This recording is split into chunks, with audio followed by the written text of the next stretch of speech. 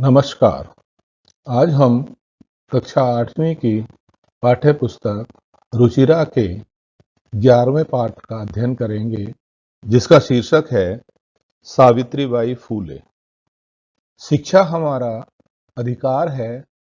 हमारे समाज में कई समुदाय इससे लंबे समय तक वंचित रहे। उन्हें इस अधिकार को पाने के लिए बहुत लंबा संघर्ष करना पड़ा है। लड़कियों को तो ज्यादा अवरोध झेलना पड़ता रहा है।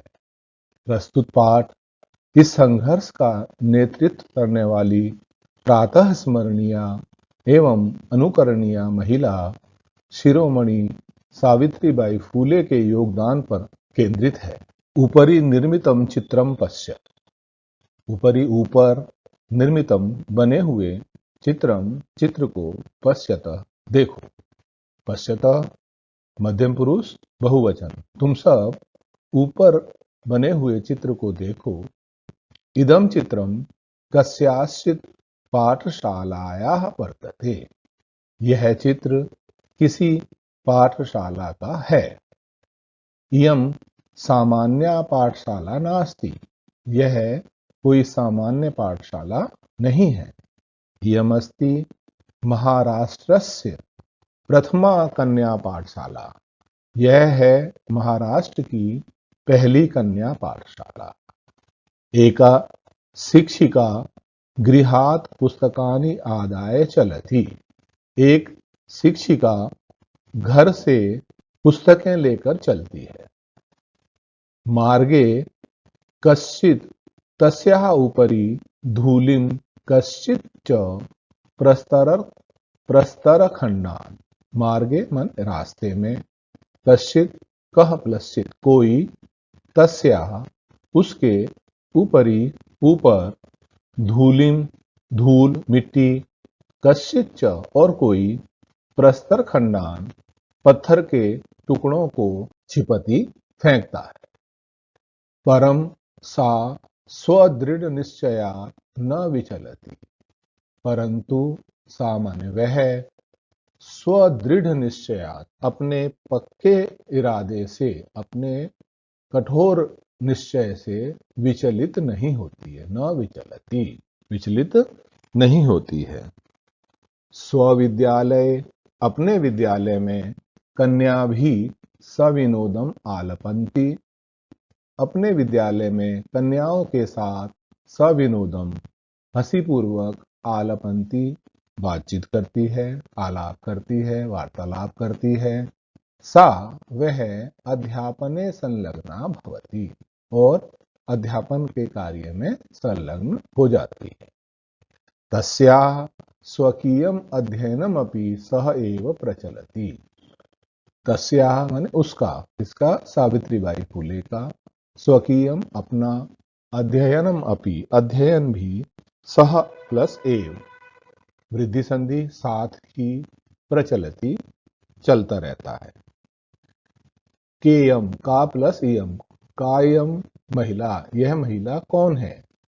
अपि यूयम इमाम महिलाम जानीथ। क्या तुम सब इस महिला को जानते हो। यमेव यह ही महाराष्ट्रस्य प्रथमा महिला शिक्षिका सावित्रीबाई फूले नामधेय। यह ही महाराष्ट्र की पहली महिला शिक्षिका सावित्रीबाई फूले नाम वाली है। ये सावित्रीबाई फूले का यहाँ चित्र दिया हुआ है। जनवरी मासस्य तृतीय दिवसे 1831 तमे ख्रीस्ताब्दे महाराष्ट्रस्य नायगांव नामनी स्थाने सावित्री अजायत। जनवरी मास की तृतीय दिवसे 3 तारीख को 1831वें वर्ष में महाराष्ट्र के नायगांव नामक स्थान पर सावित्री का जन्म हुआ। या सावित्री अजायत, सावित्री ने जन्म लिया। तस्याः माता लक्ष्मीबाई, पिता च खंडोजी इति अभिहतौ। उनकी माता लक्ष्मीबाई और पिता खंडोजी नाम वाले थे। नववर्ष देशिया सा ज्योतिबा फूले महोदयेन परिणीता। जब वह 9 वर्ष की थी, 9 वर्ष देशिया, वह या उस ज्योतिबाई फूले महोदय के साथ विवाहित कर दी गई है। उनका विवाह ज्योतिबाई फूले महोदय के साथ हो गया। सोपी तदानीं 13 वर्षकल्पः एव आसीत्। वे भी उस समय 13 वर्ष के ही थे। यतो ही सः स्त्री शिक्षायाः प्रबलः समर्थकः आसीत्, अतः सावित्र्या मनसि स्थिता अध्ययनाभिलाषा उत्साहं प्राप्तवती। यतः ही, क्योंकि वह अपि, सह अपि, वे भी उस यतो ही, क्योंकि वह स्त्री शिक्षा के प्रबल समर्थक थे, इसलिए सावित्री के मन में स्थित जो पढ़ने की अभिलाषा थी, उसको उत्साह मिला। इतः परम सा साग्रहम् आंग्ल भाषाया अपि अध्ययनम कृतवती। इतः परम, इसके अलावा उन्होंने आग्रह सहित आंग्ल भाषा का भी अध्ययन किया। 1848 ख्रीस्ताब्दे पुणे नगरे सावित्री ज्योतिबा महोदयेन सह कन्यानां कृते प्रदेशस्य प्रथमं विद्यालयम् आरभत। 1848 वर्षे, 1848वें वर्ष में पुणे नगर में सावित्री ने ज्योतिबा महोदय के साथ कन्याओं के लिए प्रदेश का पहला विद्यालय आरंभ किया। सा केवलम 17 वर्षीया आसीत्। उस समय वह केवल 17 साल की ही थी। 1851 ख्रीस्ताब्दे, 1851वें वर्ष में अस्पृश्यत्वात् तिरस्कृतस्य समुदायस्य बालिकानां कृते पृथक्तया तया अपरः विद्यालयः प्रारब्धः। 1851वें वर्ष में अस्पृश्यत्वात्, छुआछूत के कारण से तिरस्कृत समुदाय की बालिकाओं के लिए अलग से उनके द्वारा दूसरा विद्यालय प्रारंभ किया गया। सामाजिक कुरीतिनां सावित्री मुखरम विरोधम अकरोत्। सामाजिक कुरीतियों का सावित्रीबाई फूले ने मुखर होकर स्पष्ट रूप से विरोध किया। विधवानां शिरोमुंडनस्य निराकरणाय सा साक्षात् नापितैः मिलिता। और विधवाओं के सिर के मुंडन को दूर करने के लिए वह साक्षात नाइयों से मिली। फलतः केचन नापिता, फलस्वरूप कुछ नाइयों ने अस्याम रूढ़ौ, इस रूढ़ी में, इस कुरीति में सहभागिताम अत्यजन, अपनी सहभागिता त्याग दी, अर्थात वो मुंडन करने के लिए नहीं आए। एक बार सावित्र्या मार्गे दृष्टम, सावित्री के द्वारा मार्ग में देखा गया, यत् कि कूपम निक्सा, कुएं के निकट, क्षीण वस्त्रावृता, फटे पुराने वस्त्रों से युक्त, तथाकथित निम्न जातिया, निम्न वर्ग की काश्चित नार्यः, कुछ महिलाएं जलम पातुम याचन्ते स्म, जल प्राप्त करने के लिए प्रार्थना कर रही थी, जल पीने के लिए मांग रही थी।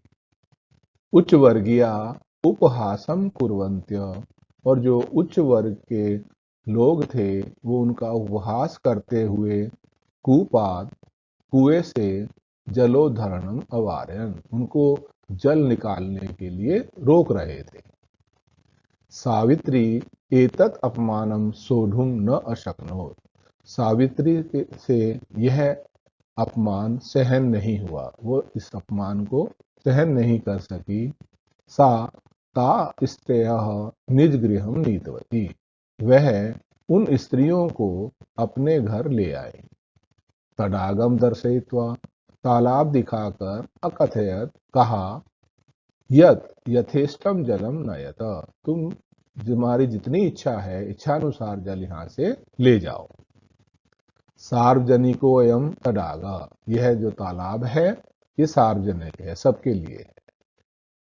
अस्मात् जल ग्रहणे नास्ति जाति बंधनम, इस तालाब से जल ग्रहण करने में कोई भी जाति बंधन नहीं है। तया, उनके द्वारा, मनुष्याणाम समानताया स्वतंत्रतायाश्च पक्ष सर्वदा सर्वथा समर्थिता, उनके द्वारा मनुष्याणाम, मनुष्यों की समानता का और स्वतंत्रता का पक्ष का उन्होंने हमेशा समर्थन किया। महिला सेवा मंडल, शिशु हत्या प्रतिबंधक गृहम इत्यादि नाम संस्थानाम स्थापनायां फूले दंपत्यो अवदानम महत्वपूर्णम। महिला सेवा मंडल, शिशु हत्या प्रतिबंधक गृह और ऐसी संस्थाओं की इत्यादि नाम ऐसी संस्थाओं की स्थापना में फूले दंपति का योगदान अत्यंत ही महत्वपूर्ण है। सत्यशोधक मंडलस्य गतिविधिषु अपि सावित्री अतीव सक्रिय आसीत्, सत्यशोधक मंडल की गतिविधियों में भी सावित्री बहुत अधिक सक्रिय थी। तस्य मंडलस्य उद्देश्यम आसीत्, उस मंडल का उद्देश्य था उत्पीड़ितानां समुदायानां स्वाधिकारान् प्रति जागरणमिति। इस मंडल का उद्देश्य था उत्पीड़ित समुदायों का और अपने अधिकारों के प्रति उनको जागृत करना। ऐसा सावित्री अनेकाः संस्था प्रशासन कौशलेन संचालितवती, सावित्री ने अनेक संस्थाएं अपने प्रशासन कुशलता से संचालित की। दुर्भिक्ष काले प्लेग काले च सा पीड़ित जनानां अश्रांतम अविरतम च सेवाम अकरोत्, दुर्भिक्ष काल में, अकाल के समय में और प्लेग महामारी के समय में उन्होंने पीड़ित जनों की बिना थके हुए निरंतर सेवा की। सहायता सामग्री व्यवस्थायै सर्वथा प्रयासम अकरोत्, और उनकी लिए सहायता सामग्री की व्यवस्था करने के लिए वो हम सर्वथा प्रयासरत रहीं। महारोग प्रसार काले सेवारता सा स्वयं असाध्य रोगेण ग्रस्ता 1897 तमे ख्रीस्ताब्दे निधनम गता। महारोग फैलने के समय में सेवा में लीन वह स्वयं भी एक असाध्य रोग से ग्रस्त हो गई और 1897 वर्ष में उनकी मृत्यु हो गई या उनका निधन हो गया। साहित्य रचनया अपि सावित्री महीयते, साहित्य की रचना से भी सावित्री ने महान कार्य किए या प्रसिद्ध है। तस्या काव्य संकलन द्वयम वर्तते, उनके दो काव्य संकलन हैं, काव्य फूले और दूसरा है सुबोध रत्नाकर।